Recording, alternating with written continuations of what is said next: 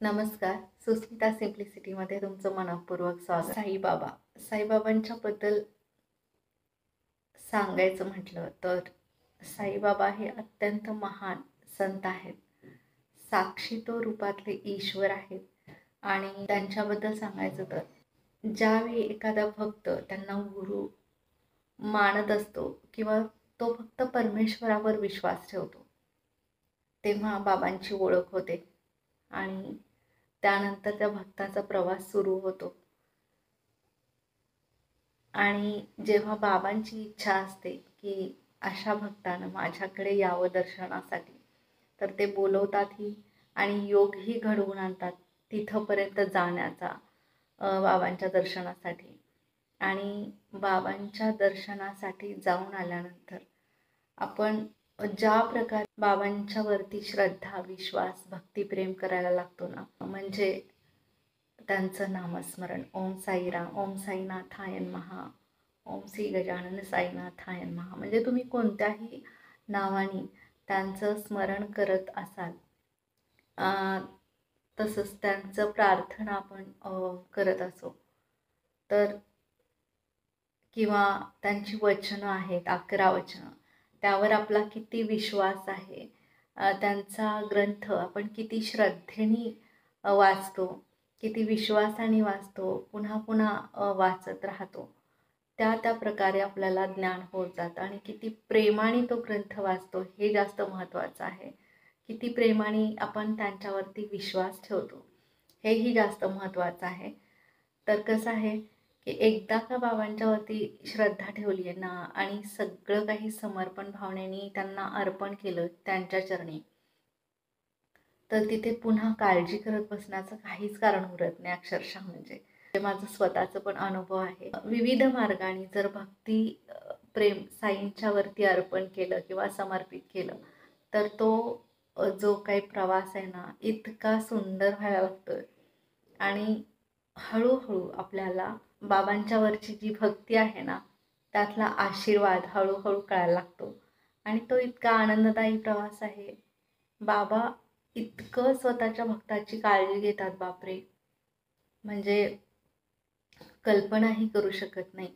छोट्या छोट्या संकटातून त्याला कसं सोडवायचं युक्तिपूर्वक हे त्यांना अगदी चांगलं माहिती आहे. आणि ते त्यांचा वावर हा साक्षी तो रूपाने आहे. ते भक्ताची मदत करतातच. जो भक्त त्यांना विश्वासाने, प्रेमाने, हृदयापासून त्यांचं स्मरण करतो ना, त्याच्यासोबत ते नेहमीच असतात. आणि कोणत्याही रूपात बाबा, साईबाबा त्या भक्ताची मदत करत असतात. कितीही अडचण असू दे, पण तुम्हाला ते मदत नक्कीच 100% करणार. इतकं युक्तिपूर्वक ते कार्य करतात ना की आपण कल्पनाही करू शकत नाही म्हणजे त्या क्षणाची. आणि तो क्षण असा असतो ना, बापरे, म्हणजे खूपच आनंददायी असतं की असं वाटत असते की जाऊ दे, हे काय आता होणारच नाही. की म्हणजे असं परिस्थिती अशी निर्माण होते की नाही, आपल्याकडनं हे काही होणारच नाही, किंवा काय किती अडचण आले, किती मोठं संकट आहे, पण ते इतकी परिस्थिती विचित्र तयार होते की त्या भक्ताला सुद्धा असं वाटत असते की काय होईल काय नाही. पण त्या भक्ताची जेव्हा मानसिकता अशी असते की नाही, बाबा आपल्याला नक्कीच मार्ग दाखवतील, बाबा साईबाबा ह्यातून आपल्याला बाहेर काढतील, आपलं संकट निवारण करतील, हा जो विश्वास आहे ना तो ज्या भक्तामध्ये आहे ना, त्याची मदत बाबा इतक्या सहजतेने करतात ना, अक्षरशः म्हणजे ह्याचा अनुभव तुम्हाला घ्यायचा असेल तर नक्कीच घेऊन बघा. कारण ते सगळ्या साई भक्तांना हा अनुभव आहे. प्रत्येक साई भक्ताला हा अनुभव आहे. कोणालाही विचारा तुम्ही, बाबा तुमची मदत इतक्या सहजतेनं करत असतात. तुम्हाला कोणाच्या तरी रूपात ते मदत करतील. तुम्हाला जर काही प्रश्न पडत असतील सतत, तर त्याची उत्तरं ते तुम्हाला आतून तसं प्रेरित करतात आणि त्याचं उत्तर तुम्हाला मिळत जातं. जे तुम्हाला प्रश्न पडलेले असतात स्वप्नात तुम्हाला दर्शन देतात, किंवा तुमची आध्यात्मिक प्रगती कशी जास्तीत जास्त उंचावेल ह्यासाठी नेहमी ते आशीर्वाद देत राहतात. आणि साक्षीत्व रूपाने मदत करत राहतात आणि त्या भक्तामधला सुद्धा साक्षीत्व भाव प्रकट करत राहतात अक्षरशः. म्हणजे भक्त सुद्धा बाबांच्या प्रेरणेने अंतःप्रेरणेने कार्य करत राहतो अक्षरशः. म्हणजे इतकी पावर बाबांच्याकडे आहे. असं लोकांना वाटतं की हे कोण आहेत आणि काय आहे, पण एकदा संत रूपी सद्गुरूंना आपण शरण गेलो ना की कोण काय असे प्रश्न आपल्याला पडत नाहीत. की जे संत रूपी सद्गुरू आहेत ना, त्यांच्या चरणी एकदा का एखादा भक्त शरण गेला, समर्पित झाला, तर तिथे फक्त आनंद, समाधान, प्रसन्नता, शांतता ह्याच सगळ्या गोष्टी अनुभवायला मिळतात. म्हणजे इतकी महानता आणि इतकी आशीर्वादरूपी ताकद साईबाबांच्या मध्ये आहे.